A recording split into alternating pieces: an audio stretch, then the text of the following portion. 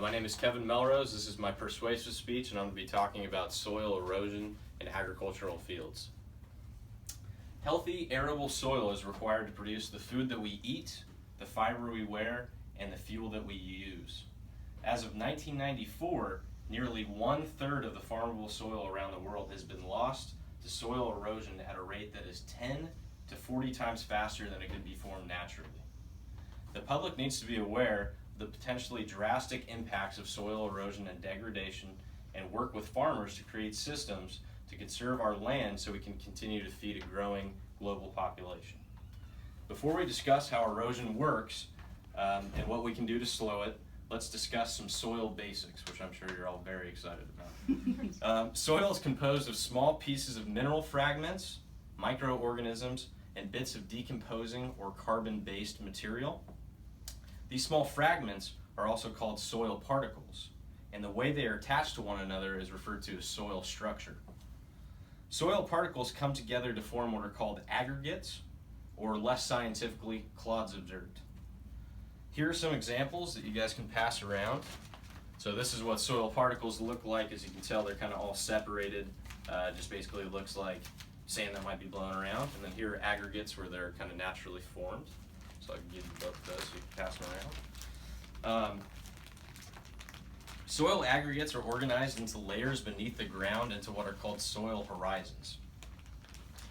These layers can differ in particle size, composition, and mineral content. I've printed out this thing that gives you the typical. This is how soil pediologists, believe me, there's actually such a profession as classifying soils, believe it or not. This is typically what they look for, so those are the different soil horizons.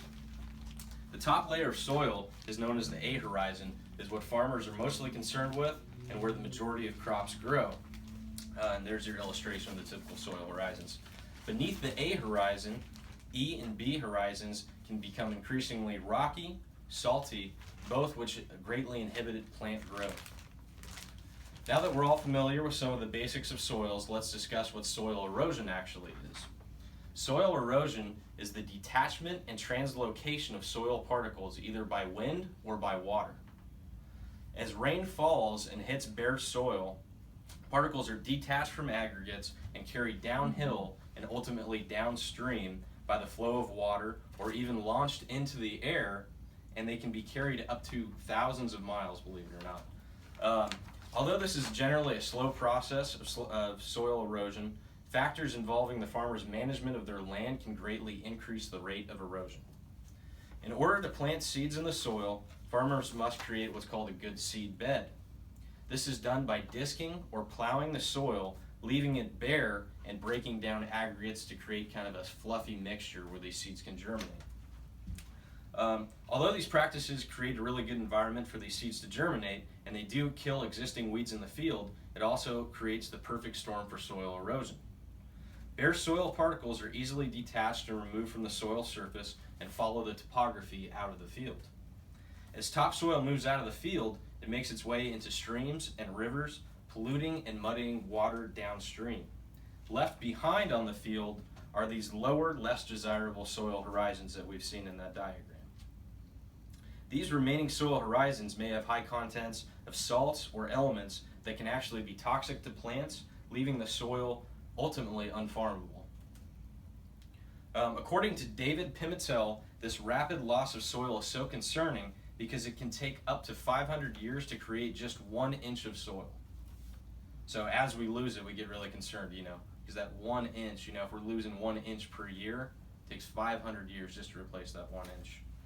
So in one study conducted by the Soil Science Association of 1982, yields from an intentionally eroded field decreased by 65% in the span of just several years.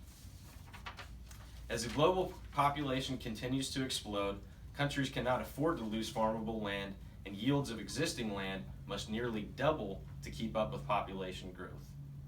Although it is impossible to totally stop all erosion, there are several practices that can greatly reduce soil erosion and ultimately make soil more productive.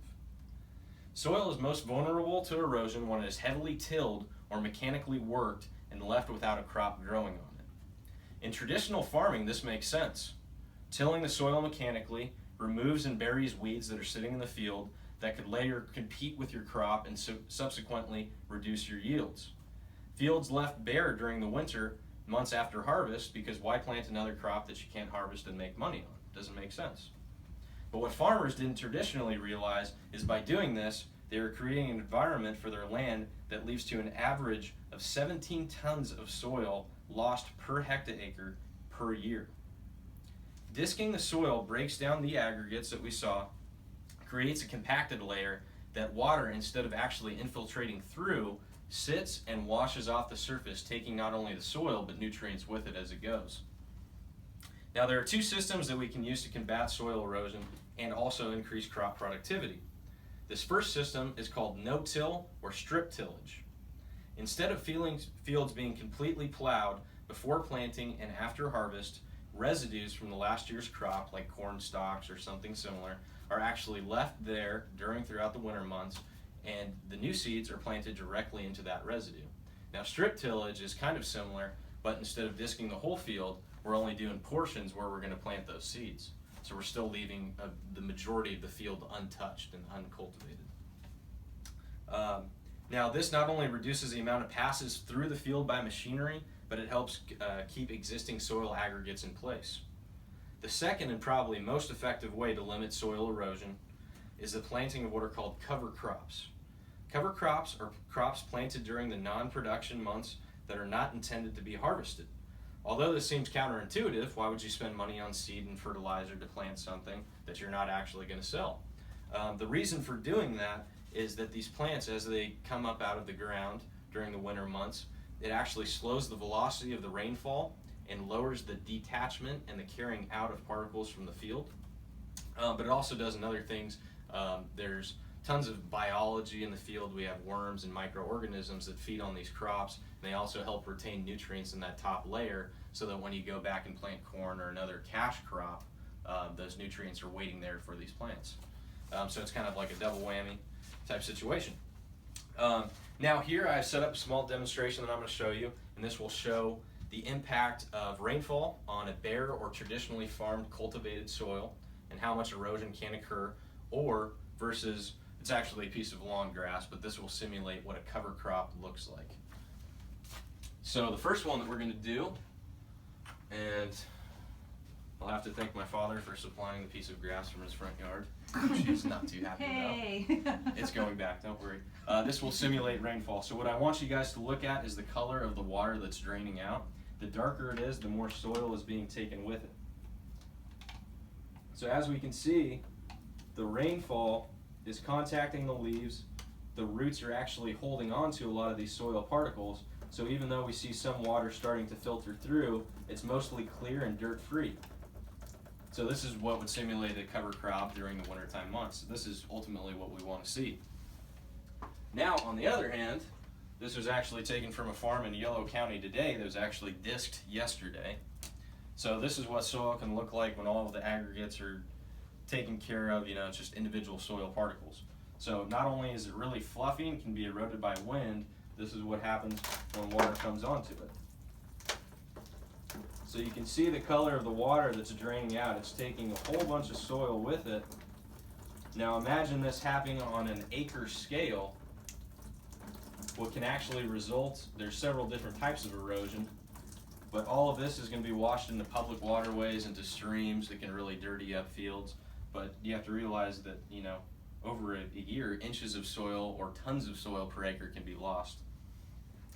So the point that I'm trying to make here is that soil is not really a renewable resource. It takes 500 years just for that 1 inch to form. And with the amount that we've lost already, with the increase in the global population, there's no way that we can afford to continue to lose the amount of farmable soil that we have per year. So what farmers really need to do is work with government and work with the public, and there's different incentives for them to plant cover crops and do limited tillage, but they need to realize that this is not something that can be replaced easily, and once we lose it, it's not there. So ultimately, we really need to be concerned about soil erosion and the impacts it can have on us as the public. Thank you.